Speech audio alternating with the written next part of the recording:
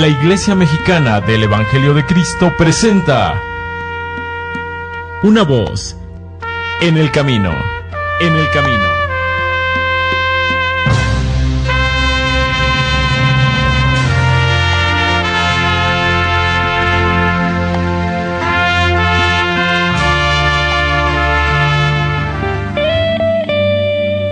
Con 31 minutos, muchas gracias por acompañarnos. Esto es Una Voz en el Camino.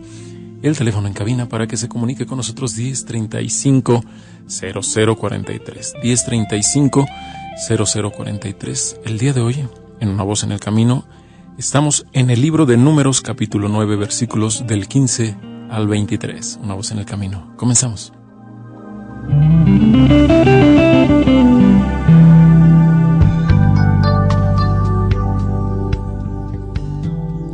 Y el día que el tabernáculo fue levantado, la nube cubrió el tabernáculo sobre la tienda del testimonio. Y a la tarde, había sobre el tabernáculo como una apariencia de fuego hasta la mañana. Así era continuamente. La nube lo cubría, y de noche la apariencia de fuego. Y según que se alzaba la nube del tabernáculo, los hijos de Israel se partían, y en el lugar donde la nube paraba, allí alojaban los hijos de Israel. Al mandato de Jehová, los hijos de Israel se partían, y al mandato de Jehová asentaban en el campo. Todos los días que la nube estaba sobre el tabernáculo, ellos estaban quedos. Y cuando la nube se detenía sobre el tabernáculo muchos días, entonces los hijos de Israel guardaban la ordenanza de Jehová y no partían. Y cuando sucedía que la nube estaba sobre el tabernáculo pocos días, al dicho de Jehová alojaban, y al dicho de Jehová partían. Y cuando era que la nube se detenía desde la tarde hasta la mañana, cuando a la mañana la nube se levantaba, ellos partían. Y se había estado el día, y a la noche la nube se levantaba, entonces partían. O si 2 días, o 1 mes, o 1 año, mientras la nube se detenía sobre el tabernáculo, quedándose sobre él, los hijos de Israel se estaban acampados y no movían. Mas cuando ella se alzaba, ellos movían. Al dicho de Jehová asentaban, y al dicho de Jehová partían, guardando la ordenanza de Jehová, como lo había Jehová dicho por medio de Moisés.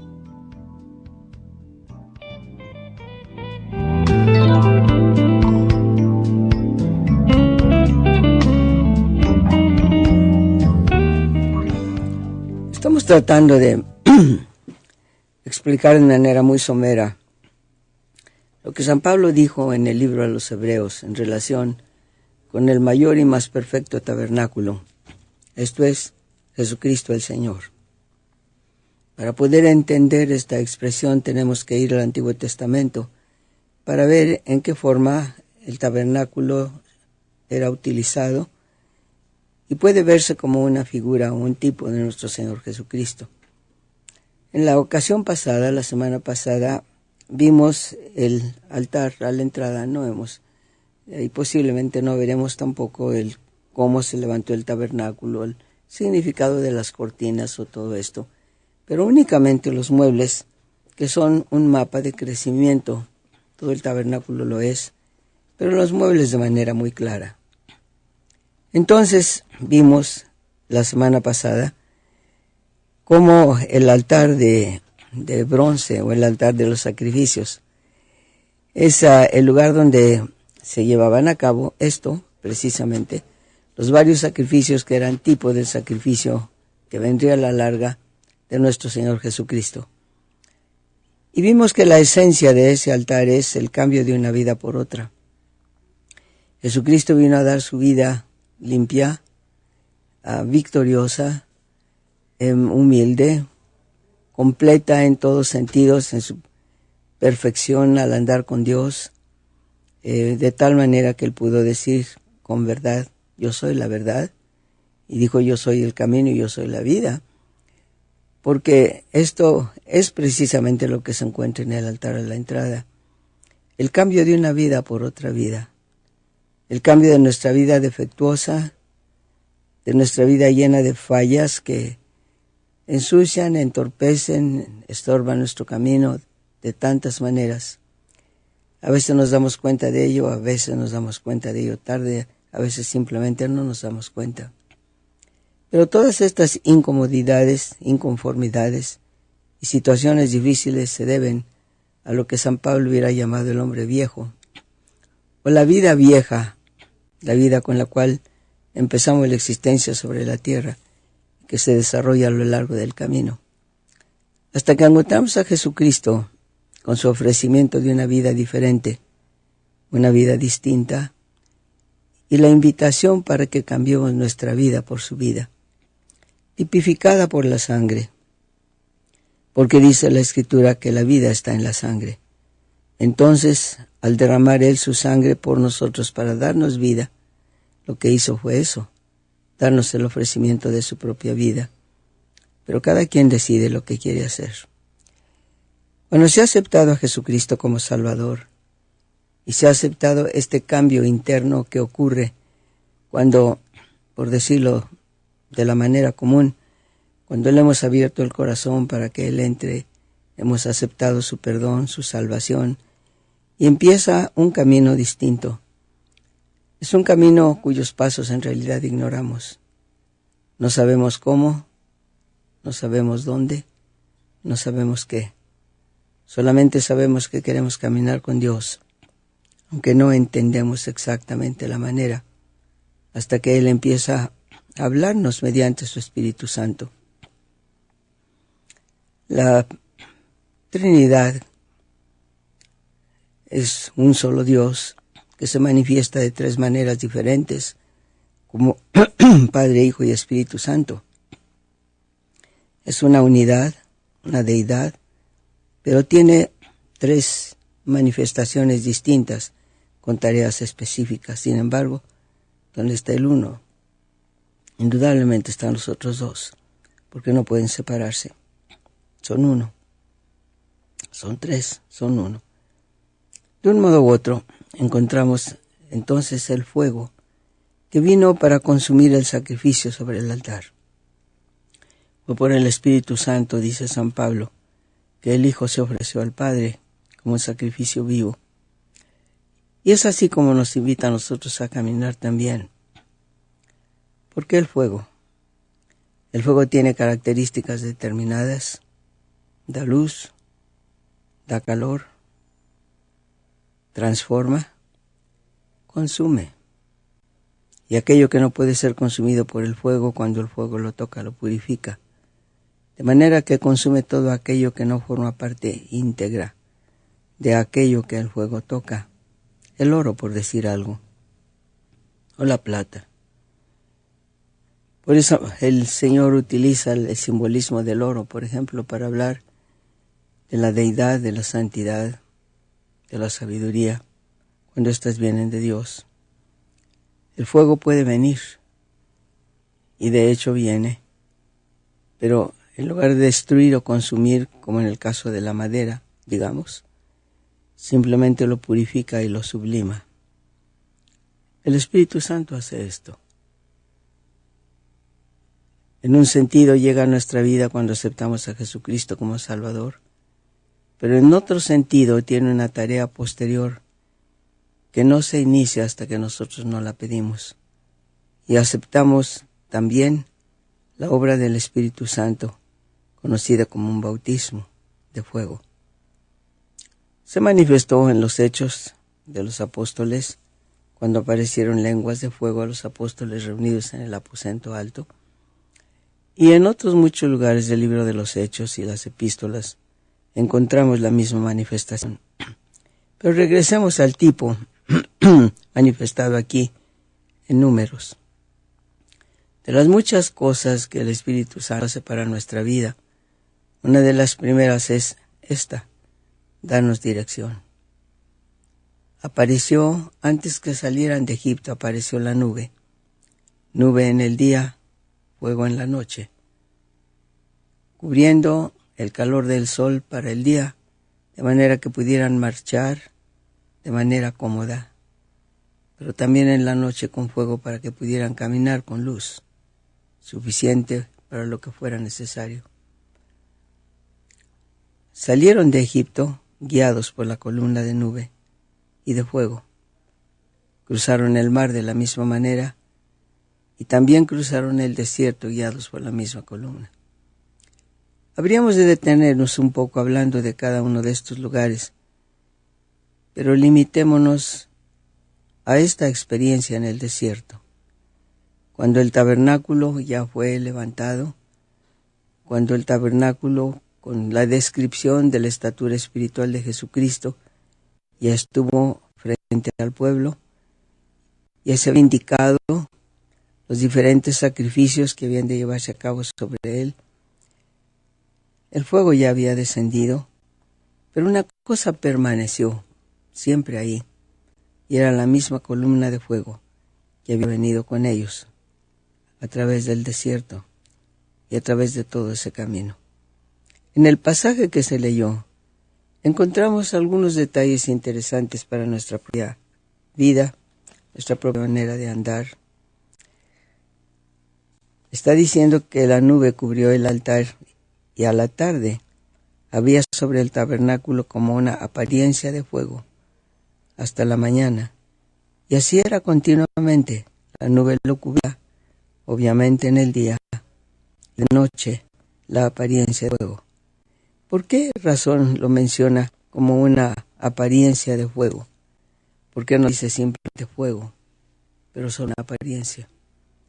Obviamente había luz, pero no solamente luz como la luz, digamos, de algún foco, pero era una luz que tenía movimiento, como el fuego tiene movimiento. Era una luz que tenía el llamado que el fuego tiene de por sí. Cuando uno ve fuego se siente atraído por el movimiento de las llamas, y las llamas se mueven hacia arriba, hacia abajo, hacia un lado, hacia otro lado.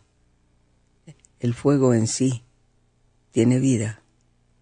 Bien, esta apariencia de fuego no estaba consumiendo el tabernáculo, solo había consumido los sacrificios cuando el fuego caía del cielo sobre ese objetivo, pero una apariencia de fuego. ¿Por qué apariencia? Para empezar, porque no venía para destruir, venía para dar luz y para dar esperanza y para dar calor y para dar seguridad. La seguridad de una presencia que siempre estaba ahí, no importa la oscuridad de la noche. No es a Dios de manera literal, es imposible. ¿Cómo podemos? Incluso Jesucristo el Señor en su imagen de hombre ya no está. Pero hay una apariencia de fuego de manera continua junto a nosotros. Es decir, ¿qué quiero decir con esto? Quiero decir simplemente el hecho de que si nos damos cuenta, ese calor, esa luz, esa dirección, ese movimiento están presentes para ayudarnos durante cualquier tipo de noche. Las noches de nuestra experiencia, de la vivencia que tenemos todo el tiempo, esta vida que vivimos, estas experiencias son continuas, un minuto tras otro, una hora tras otro, no se detienen, viven dentro del tiempo que hemos recibido para tenerlas, para usarlas o para desperdiciarlas. No nos damos cuenta siempre de los límites que Dios pone. Ojalá nos diéramos cuenta con mayor claridad, porque seríamos más precavidos en la manera como usamos nuestro tiempo y nuestras oportunidades, en el sentido que sea. Y las oportunidades siempre tendrán el mismo objetivo, este cambio o intercambio de una vida por otra, el intercambio de nuestra vida corrupta y humana por la vida incorrupta, incorruptible y divina del Señor Jesucristo. Siempre es la misma cosa, desde que llegamos al altar. Y la nube siempre está ahí para darnos la dirección necesaria. Si es en el día, la nube está ahí para proteger, para ayudar en lo que haya que hacer. Si es en la noche, está ahí para dar certeza y para dar paz. ¿Cuándo aprenderemos a ver con claridad esta apariencia de fuego que se posa todo el tiempo sobre las promesas de Dios y definidamente sobre la imagen espiritual de Jesucristo? El día que aprendamos esto, tal vez podremos decir como San Pablo: de nada tengo mala conciencia y ya estoy listo para ser ofrecido. Tenía una característica más en el pasaje que se leyó. No solamente estaba ahí para dar consuelo, seguridad, certeza al pueblo sobre la presencia de Dios con ellos, pero seguía siendo el motor que los guiaba, el guía visible, definido. Cuando la nube se alzaba de sobre el tabernáculo, era hora de marchar. Estaba la orden que Dios había dado de que cuando empezara a moverse la nube y era tiempo de levantar el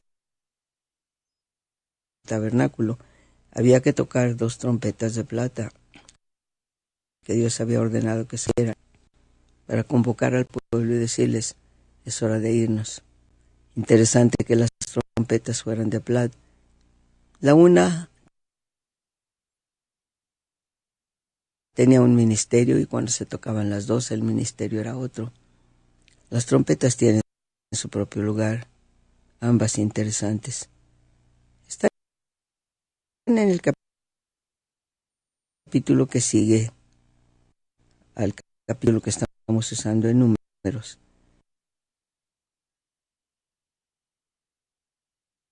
Y tal vez habrá ocasión de volver a ellas uno de estos días.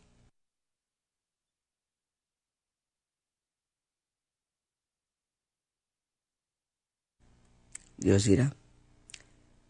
Pero la plata, símbolo de redención, indicaba con el sonido: es tiempo de redimir el tiempo.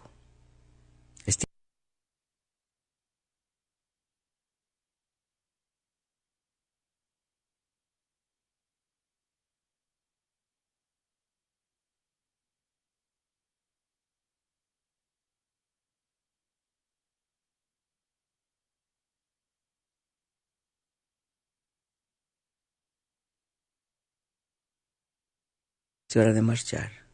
¿Y cuál es el objetivo de dejarlo? ¿Y cuál es el objetivo de marchar? En primer lugar, hay redención de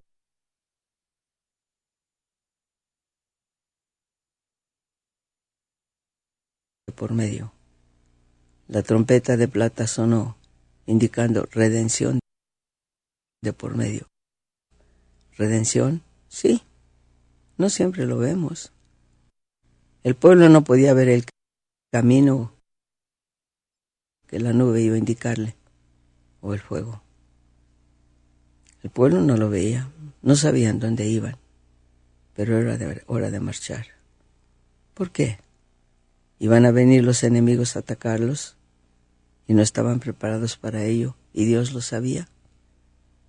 Ya se habían asentado tanto que se habían vuelto rutinarios y se habían olvidado de que después de todo la marcha era rumbo a la tierra prometida. Y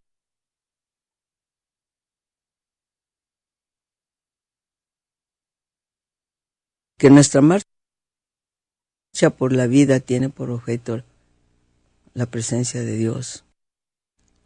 Que nuestra marcha por la tierra no es simplemente hacer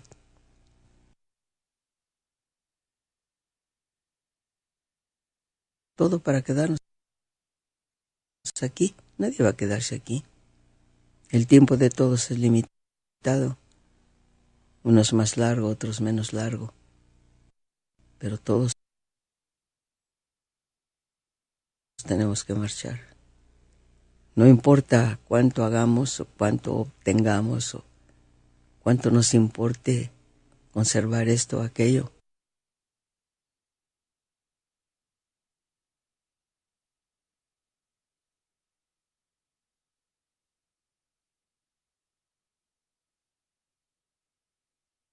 ¿Cuál es el objeto? ¿Cuándo aprenderemos a ver con claridad lo eterno y no prestar tanta atención a lo temporal? Así son las cosas. Pero es una de las lecciones de la nube, una de las lecciones de la dirección del Espíritu Santo. ¿Por qué se levanta? ¿Por qué hay que hacerlo así? ¿Por qué hay que cambiar de rumbo? ¿Por qué hay que quedarse? ¿Por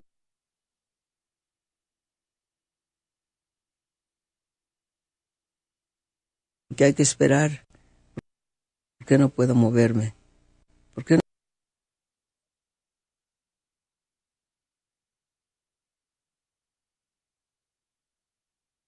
no puedo salir? ¿Por qué no puedo cambiar de lugar en mi desierto? ¿Por qué no puedo quedarme aquí? Porque aquí me gusta. Porque es tiempo de vivir un nuevo aspecto de la redención de Dios a lo largo de nuestra vida. A veces nos damos cuenta, cuando con claridad llega la redención, decimos con razón. Lo permitió Dios. Con razón Dios lo hizo. Con razón. Y en ocasiones no lo vemos, morimos sin verlo, pero ya nos vamos a dar cuenta y vamos a decir, con razón, la nube no se movió, o con razón se movió la nube, y decir gracias, Señor, porque eres bueno y eres santo y eres justo. Un pequeño análisis de la forma como se movía la nube y los tiempos que se mencionan aquí.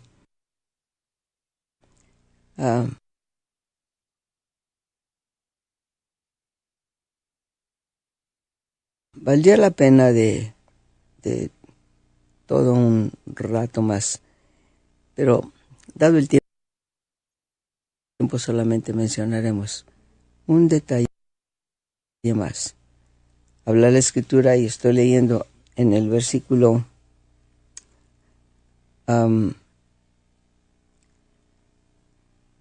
19. Los hijos de Israel, cuando la nube se detenía sobre el tabernáculo, mucho